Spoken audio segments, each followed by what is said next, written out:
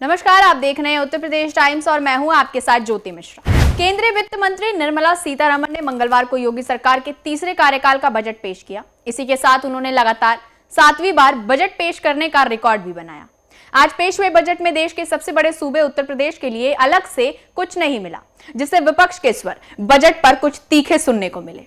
BJP पर लगातार निशाना साध रहे विपक्षी नेताओं ने इस पर कड़ी प्रतिक्रिया दी है।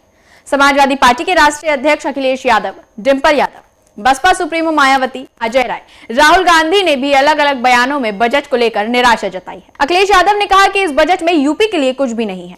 जब तक किसानों पर ध्यान नहीं दिया जाता, नौजवानों के लिए पक्की नौकरी का इंतजाम नहीं किया जाता, तब तक कोई बड़ा लाभ नहीं होने वाला है। वहीं बसपा प्रमुख मायावती ने कहा कि इस बजट से कुछ अमीरों और धन्ना सेठों को छोड़ किसी के लिए अच्छे दिनों की उम्मीद नहीं। तो वहीं लोकसभा में नेता विपक्ष और कांग्रेस सांसद राहुल गांधी ने इस बजट को कुर्सी बचाओ बजट करार दिया है। वहीं दूसरी ओर सीएम योगी बजट का समर्थन करते नजर आए। सुनिए उन्होंने क्या कहा। 140 करोड़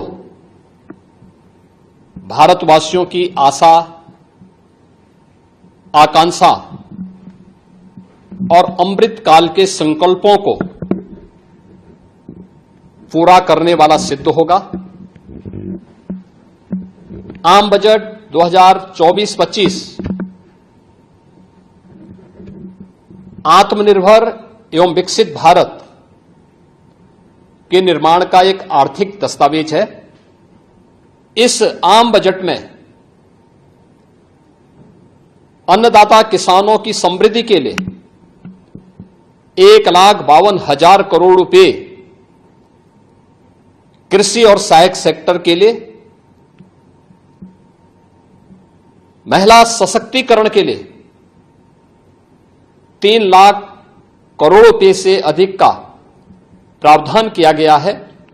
आधी आबादी, देश के सबसे बड़े राज्य उत्तर प्रदेश की आधी आबादी इससे सर्वाधिक लाभान्वित होने वाली है। हालांकि विपक्ष को यह बजट कितना रास आया, आइए जानते हैं। समाजवादी पार्टी के मुखिया अखिलेश यादव ने कहा कि सरकार बचाने के लिए बिहार और आंध्र प्रदेश को कुछ मिला भी है, लेकिन जो प्रदेश देश को प्रधानमंत्री देता है, वहां किसानों के लिए कोई घोषणा नहीं हुई। आधी अधूरी नौकरी की बात हो रही है। इस सरकार ने पिछले 10 साल में बेरोजगार पैदा किए हैं।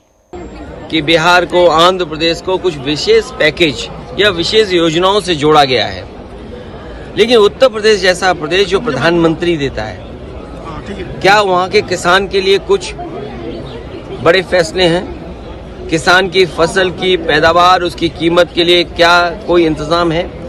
वहीं मैनपुरी से सपा सांसद डिंपल यादव ने कहा, महिलाओं की सुरक्षा को लेकर बजट में कुछ होना चाहिए था, लेकिन ऐसा नहीं हुआ। किचन का ध्यान नहीं रखा गया, क्योंकि सरकार महंगाई के बारे में कोई कदम ही नहीं उठाना चाह रही है। लेके उनकी सेफ्टी को लेके होना चाहिए, महिलाओं पे कुछ भी नहीं है। मैं समझती हूँ किचन का ध्यान नहीं रखा गया है, क्योंकि सरकार महंगाई के बारे में कोई स्टेप्स लेना ही नहीं चाह रही है। और जहाँ तक हम देखेंगे तो जो परचेजिंग पावर है, जो रूरल एरियाज में है, वो लगातार घटती जा रही है। इसके ऊपर भी कोई ध्यान नहीं दिया गया है। कांग्रेस प्रदेश अध्यक्ष अजय राय भी पेश हुए बजट पर सरकार पर हमलावर दिखे और कहा, इस बजट में यूपी को क्या मिला। मैं समझता हूं कि ये पूरी बजट में कुछ, मैंने पहले कहा ना, बजट केवल भ्रमित करने वाला है, लोगों को परेशान करने वाला बजट है, कोई दम नहीं है इसमें। वहीं कांग्रेस सांसद राहुल गांधी ने बजट के बाद एक्स पर पोस्ट करते हुए इसे कुर्सी बचाओ बजट बताया है। उन्होंने कहा, बजट के जरिए सहयोगियों को खुश करने की कोशिश की गई, जबकि अन्य राज्यों की कीमत पर उनसे खोखले वादे किए गए।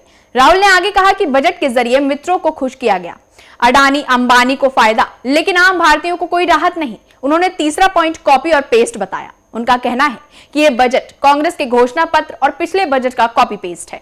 उधर बसपा सुप्रीमो मायावती ने भी आम बजट को निराशाजनक बताया और कहा कि संसद में आज पेश केंद्रीय बजट अपने पुराने ढर्रे पर कुछ मुट्ठी भर अमीर और धन्ना सेठों को छोड़कर देश के गरीब, बेरोजगारों, किसानों, महिलाओं, मेहनतकशों, वंचितों और उपेक्षितों बहुजनों के त्रस्त जीवन से मुक्ति हेतु अच्छे दिन की उम्मीदों वाला कम है, बल्कि उन्हें मायूस करने वाला ज्यादा है। मायावती ने सोशल मीडिया प्लेटफॉर्म पर आगे लिखा, देश में छाई जबरदस्त गरीबी, बेरोजगारी, महंगाई, पिछड़ापन और यहाँ के 125 करोड़ से अधिक कमजोर तबकों के उत्थान और उनके लिए जरूरी बुनियादी सुविधाओं के प्रति इस नई सरकार में भी अपेक्षित सुधारवादी नीति और नीयत का अभाव है। बजट में ऐसे प्रावधानों से क्या लोगों का जीवन खुश और खुशहाल हो पाएगा? बजट को लेकर आपकी क्या राय है, हमें कमेंट बॉक्स में जरूर बताएं। तब तक के लिए जुड़े रहिए हमारे साथ और देखते रहिए उत्तर प्रदेश टाइम्स। धन्यवाद।